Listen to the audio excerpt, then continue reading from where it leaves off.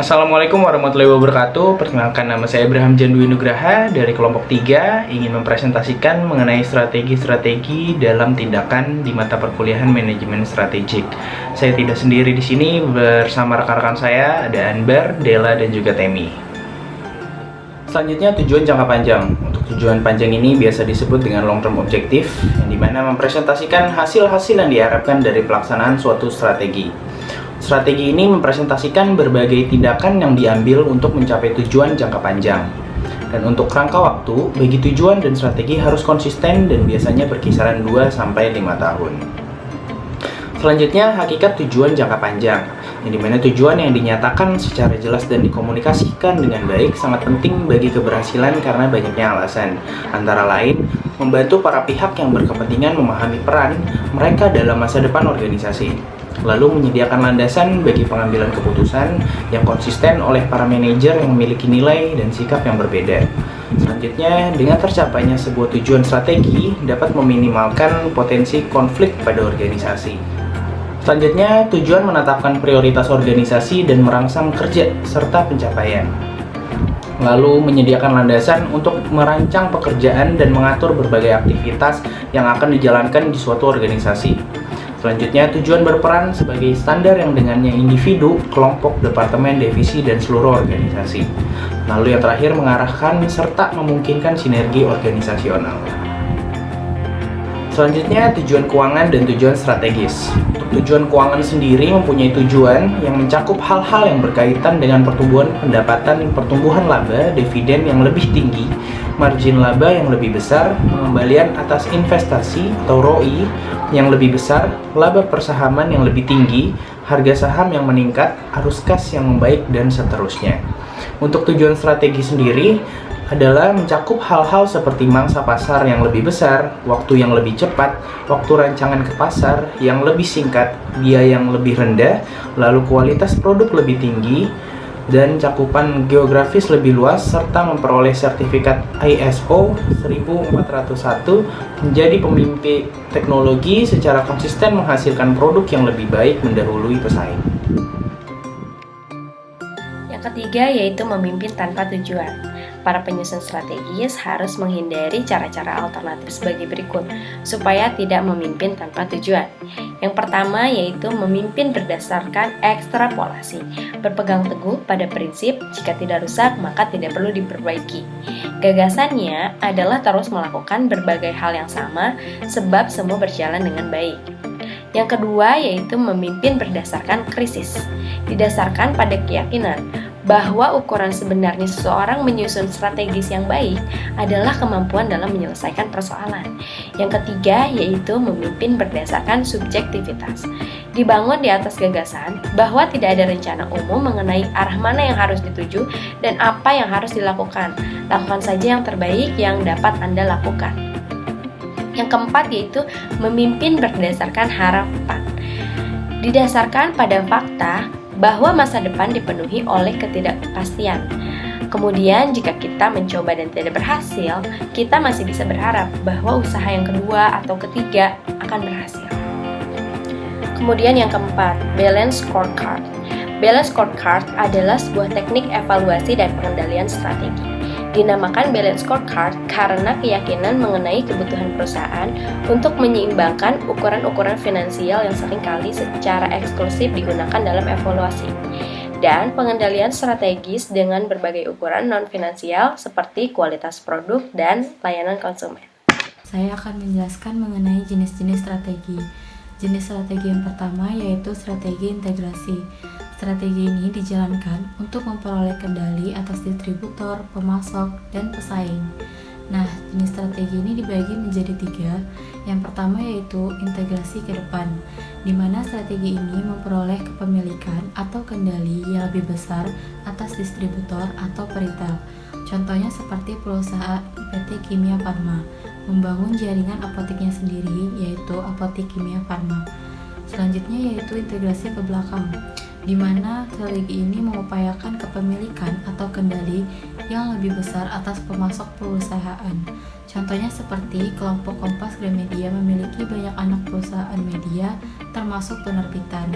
Dan yang terakhir yaitu integrasi horizontal, di mana strategi ini mengupayakan kepemilikan atau kendali yang lebih besar atas pesaing. Contohnya seperti PT Indofood Sukses Makmur yang pertama kali populer dengan merek dagang Indomie membeli merek Supermie. Nah, strategi selanjutnya yaitu strategi intensif.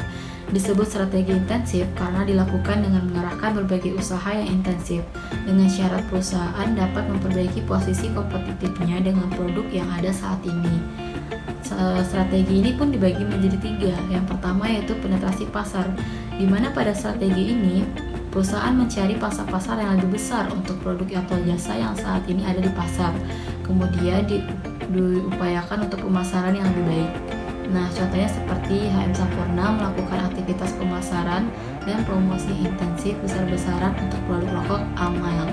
Selanjutnya itu strategi pengembangan pasar, di mana pada strategi ini memperkenalkan produk yang ada saat ini pada pasar baru atau new market.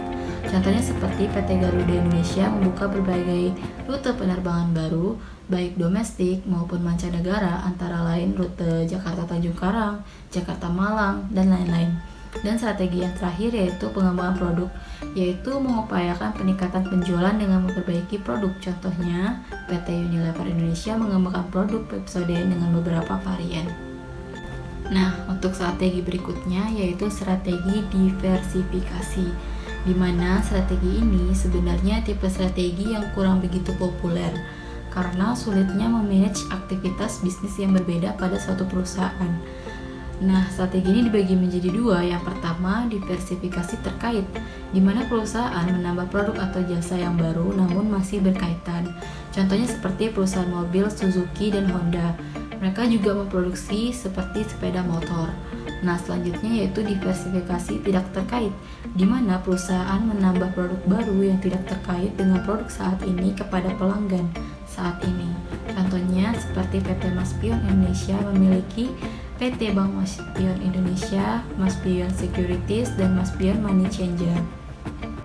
Nah, yang terakhir yaitu strategi defensif, di mana dalam kondisi tertentu perusahaan akan lebih memilih strategi defensif yang akan mempertahankan posisi yang ada pada saat ini, atau karena kondisi yang terbatas maka perusahaan paling tidak harus survive.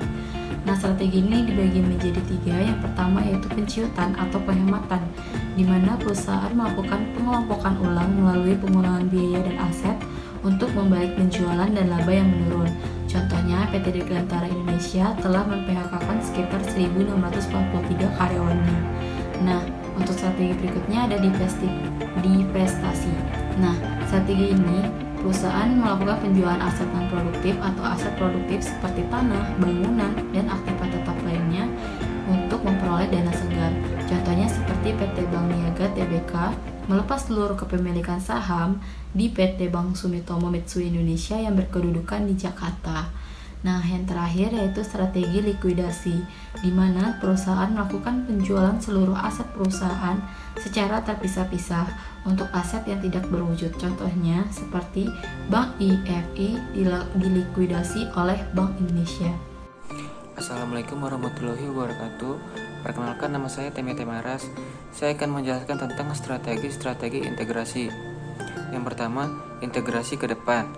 Cara yang efektif untuk menerapkan integrasi ke depan adalah perwaralabaan. Berikut 6 pedoman tentang kapan integrasi ke depan dapat menjadi sebuah strategi yang sangat efektif. Yang pertama, ketika distributor organisasi saat ini menjadi sangat mahal atau tidak dapat diandalkan atau tidak mampu memenuhi kebutuhan distribusi perusahaan. Yang kedua, ketika ketersediaan distributor yang berkualitas begitu terbatas untuk menawarkan keunggulan kompetitif bagi perusahaan-perusahaan yang melakukan integrasi ke depan. Yang ketiga, ketika sebuah organisasi berkompetisi di industri yang tengah tumbuh, diharapkan akan terus berkembang pesat. Ini menjadi sebuah faktor karena integrasi ke depan mengurangi kemampuan organisasi untuk mendiskusikan industrinya dasarnya. Yang keempat, ketika sebuah organisasi memiliki baik modal maupun sumber daya manusia yang dibutuhkan untuk mengelola bisnis baru, pendistribusian produknya sendiri. Yang kelima, ketika keuntungan dari produksi yang stabil sangat tinggi, ini menjadi pertimbangan karena organisasi dapat meningkatkan kemampuan memprediksi permintaan untuk output melalui integrasi ke depan. Yang keenam, ketika distributor atau retail yang ada saat ini memiliki margin laba yang tinggi, situasi ini menyiarkan bahwa sebuah perusahaan dapat mendistribusikan produksinya sendiri secara menguntungkan dan menetapkan harga secara kompetitif melalui integrasi ke depan. Berikutnya yaitu integrasi ke belakang. Strategi tersebut sangat tepat ketika pemasok perusahaan yang ada saat ini tidak bisa diandalkan, terlampau mahal, atau tidak mampu memenuhi kebutuhan perusahaan. Berikut ada 7 pedoman tentang kapan integrasi ke belakang dapat menjadi sebuah strategi yang sangat efektif. Yang pertama, ketika pemasok organisasi saat ini menjadi sangat mahal. Yang kedua, ketika jumlah pemasok sedikit dan jumlah pesaing banyak. Yang ketiga, ketika industri bersaing di sebuah industri yang berkembang pesat. Ini merupakan faktor karena strategi jenis integrasi ke depan, ke belakang, dan horizontal mengurangi kemampuan organisasi untuk melakukan diferensiasi di industri yang tengah mengalami kemerosotan. Yang keempat, ketika organisasi memiliki baik modal maupun sumber daya manusia untuk mengelola bisnis memasok bahan mentahnya sendiri yang baru. Yang kelima, ketika keuntungan dari harga yang stabil sangat penting. Ini menjadi faktor karena organisasi dapat menstabilkan biaya bahan mentahnya dan biaya-biaya lain yang terkait dengan produknya melalui integrasi ke belakang. Yang keenam, ketika pemasok saat ini memiliki margin laba yang tinggi yang menunjukkan bahwa bisnis pemasok produksi atau jasa di suatu industri layak untuk dikembangkan. Yang ketujuh, ketika organisasi perlu mengakuisisi atau memperoleh sumber daya yang dibutuhkan secara tepat. Yang terakhir yaitu integrasi horizontal. Salah satu tren paling signifikan dalam manajemen strategi dewasa ini adalah meningkatnya pemakaian integrasi horizontal sebagai strategi pertumbuhan. Berikut 5 pedoman tentang kapan integrasi horizontal dapat menjadi sebuah strategi yang sangat efektif.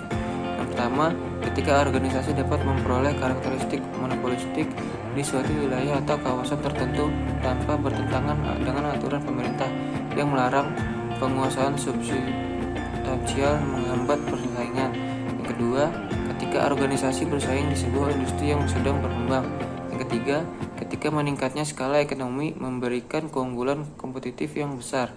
Yang keempat, ketika organisasi memiliki baik modal maupun sumber daya manusia yang dibutuhkan untuk mengelola dengan baik organisasi yang berekspansi. Yang kelima, ketika pesaing melemah karena kurangnya keterampilan manajerial atau kebutuhan akan sumber daya tertentu yang memiliki sebuah organisasi. Perhatikan bahwa integrasi horizontal tidak akan tepat jika pesaing mempunyai kinerja buruk, sebab dalam kasus ini penjualan industri keseluruhan tengah merosot. Sekian, kurang lebihnya mohon maaf. Wassalamualaikum warahmatullahi wabarakatuh.